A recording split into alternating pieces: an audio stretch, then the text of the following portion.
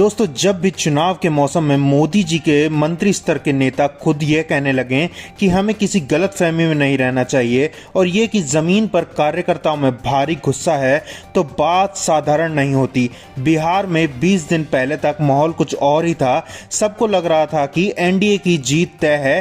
कहा जा रहा था कि मोदी जी और नीतीश कुमार ने 1 करोड़ 21 लाख महिलाओं के खाते में 10-10 हजार रुपए डालकर गेम पलट दी है। लेकिन टिकट बंटवारे के बाद सब बदल गया है। अब मोदी के खुद के मंत्री लेवल के नेता पार्टी को आईना दिखा रहे हैं। हम बात कर रहे हैं गिरिराज सिंह की, बेगूसराय से सांसद, मोदी सरकार के मंत्री और बिहार की राजनीति के एक मंजे हुए खिलाड़ी। गिरिराज सिंह ने कहा, आज कार्यकर्ता नाराज हैं। जो सीट हम केवल 500 वोटों से हारे थे, वो भी आज हमने हमारे सहयोगी दल को दे दी है। सीट बंटवारे में सभी बड़े लोग बैठे हैं, लेकिन जो मगध में होना चाहिए वो मिथिलांचल में हो रहा है। उन्होंने साफ किया, आज लोग स्ट्राइक रेट का झुंझुना दिखा रहे हैं। अभी भी संभलने का समय है। मतलब साफ है, बीजेपी के भीतर असंतोष उबल रहा है और गिरिराज सिंह पार्टी को आगाह कर रहे हैं कि वक्त रहते संभल जाइए। अब सवाल यह है कि जो सीटें बीजेपी केवल 500 वोटों से हारी थी, वो अपने सहयोगियों को क्यों दे रही है।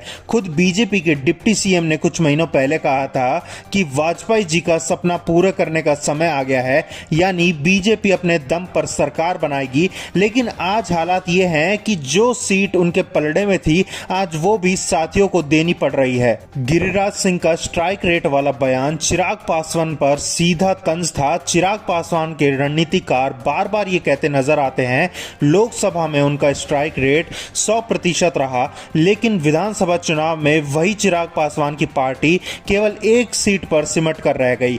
फिर भी इस बार उन्हें 29 सीटें दी गई है। जीतन राम मांझी वहीं दूसरी ओर 6 में से 4 सीट जीतकर भी 6 सीटें मिली। तो सवाल ये उठता है, ये सीट शेयरिंग गणित पर है या राजनीतिक दबाव पर। एनडीए के अंदर भरोसे का संकट साफ दिख रहा है। नीतीश कुमार बीजेपी पर भरोसा नहीं करते, वहीं बीजेपी को भी नीतीश कुमार पर शक है। चिराग पासवान नीतीश पर भरोसा नहीं करते और नीतीश भी चिराग पर नहीं करते।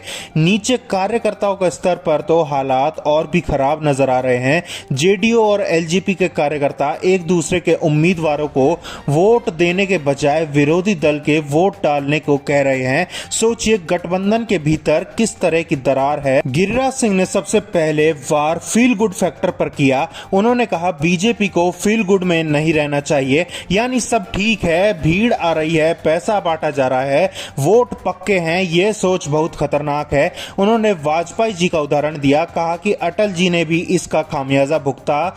यहां तक कि अमित शाह ने भी कुछ महीनों पहले अपने नेताओं से कहा, जमीन की हकीकत को हल्के में मत लीजिए, नहीं तो सरकार हमारे हाथों से फिसल जाएगी। मतलब साफ है, पार्टी के भीतर भी यह बात समझी जा रही है कि सब कुछ उतना आसान नहीं है जितना टीवी डिबेट्स और ओपिनियन पोल में दिख रहा है।